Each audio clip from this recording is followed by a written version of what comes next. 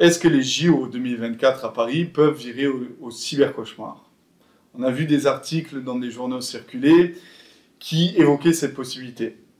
C'est une question qui se pose naturellement. On attend 5 milliards d'attaques sur toutes les entités. Tout le monde sera une cible pendant ces Jeux Olympiques. La question maintenant est de savoir, est-ce qu'il pourrait y avoir des attaques tellement coordonnées qu'il y aurait une défaillance de toute la structure de la société, donc toute la structure informatique de la société, d'un tel point que en fait, Paris ne fonctionnait plus, ou même la France ne fonctionnait plus. Alexis, toi qui es expert en cybersécurité, qu'est-ce que tu en penses d'une telle possibilité, d'une telle probabilité d'un cybercauchemar, d'une cyberapocalypse à Paris pendant les JO? Alors, possible, oui. Probable, je ne sais pas. On évolue dans un contexte géopolitique assez tendu, donc ce qui fait qu'il y a certains groupes de cybercriminels qui sont très motivés à mettre du désordre au sein de ces Jeux Olympiques. Donc, il est possible que les attaques s'effectuent sur des sociétés qui sont en lien avec les différents secteurs qui font fonctionner la société correctement. Et donc, attaquer ces single point of failure. Ok. Et qui serait dans ce contexte géopolitique les potentiels attaquants? C'est quand même connu, ça doit être connu au niveau des groupements cybercriminels. Il y en a qui ont une certaine notoriété, qui par exemple serait une menace pour le bon déroulement des Jeux Olympiques. Alors, il y a plusieurs groupes. On retrouve un petit peu les groupes cybercriminels qui tournent autour des ransomware, tels que Revil. On peut retrouver aussi les groupes un peu plus étatiques, tels que APT28. Voilà, il peut y avoir différents groupes de cybercriminels qui soient motivés pour effectuer ce genre d'attaque et voire même se coordonner. C'est-à-dire que des groupes dont leur principale motivation c'est l'argent peuvent se coordonner éventuellement avec des groupes étatiques pour pouvoir créer du désordre, gagner de l'argent et atteindre des objectifs politico-financiers. Et les groupes étatiques, par exemple, à quel pays on pense donc en cybercriminalité?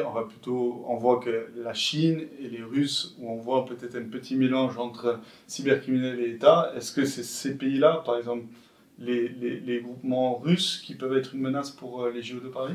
Compte tenu du soutien de la France auprès de l'Ukraine, il est fort possible que les Russes, l'État russe ait comme viseur la France pour ces Jeux Olympiques.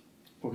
Et pour amener au cybercauchemar, quelles seraient les attaques qui feront vraiment mal? Est-ce qu'il y a déjà eu des attaques, par exemple, sur des infrastructures d'électricité, sur le réseau 5G, la Wi-Fi? Est-ce que ça s'est déjà vu ou c'est vraiment que du fantasme de voir, par exemple, une attaque sur le système, le réseau d'eau et qu'en fait une ville se voit complètement asséchée? Alors il peut y avoir évidemment des attaques sur les secteurs de l'énergie, du transport. En fait, toute entreprise qui est plus ou moins une OIV peut être fortement ciblée. Et aussi les médias. Parce qu'on a pu le voir avec TV5 Monde où ils se sont fait hacker par le groupe APT28. Et l'idée dans ce cas-là, c'est de faire un maximum de bruit, quoi. Et dès lors, donc, une attaque sur une centrale nucléaire, ça s'est déjà vu? Ou est-ce que c'est quelque chose qui serait complètement inédit? Ou est-ce qu'ils sont trop protégés? Ou est-ce que les cyberattaquants n'ont pas la capacité de rentrer dans ces systèmes informatiques? Ça s'est vu avec Stuxnet justement en 2010, si je me souviens bien. Ça a été fait on pense que ça a été fait par la NSA. En gros, l'idée c'était de faire de sorte que la centrale nucléaire, elle se sabote à cause d'un programme malveillant. Et ça, c'était dans quel pays? C'était en Iran. Ok, oui, donc avec un contexte géopolitique très particulier. Donc, au regard de tout cela, donc, si j'ai bien compris, tu dis que c'est possible, mais peu probable. Est-ce que ça vient aussi du fait que la France est préparée à ça? Ça vient aussi du fait que c'est complexe à mettre en œuvre, qu'il faut beaucoup de groupes cybercriminels coordonnés, et que la France aussi également se prépare en fait, et ça complexifie encore plus le travail de l'attaquant. Mais l'attaquant, il a eu quand même quelques années pour se préparer, donc c'est une éventualité qui est tout de même possible en fait.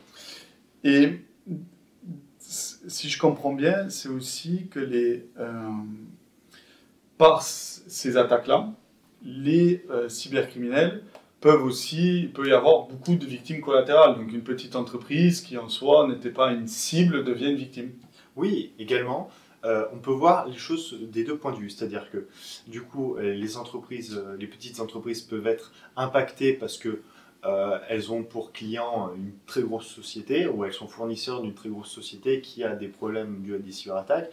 Et également, on peut atteindre de très grosses sociétés au travers de petites entreprises, telles que les supply chain attacks. Ok, donc en soi, on peut être victime sans être une cible. On peut être victime sans être une cible, et on peut être une cible sans être la victime que l'on souhaite au départ avoir. Donc si je comprends bien, pour conclure, en fait le cybercauchemar ne sera pas pour toute la ville entière ou la France entière, mais ça sera pour tout et chacun, c'est-à-dire les petites entreprises, les grandes entreprises et aussi les particuliers pendant ces JO. Évidemment, voilà, les enjeux de cybersécurité au sein des Jeux Olympiques sont globaux. C'est-à-dire qu'ils peuvent toucher les petites entreprises comme les grandes entreprises et évidemment, du coup, tous les salariés des différentes entreprises. Donc tout le monde doit être préparé. Tout le monde doit être préparé.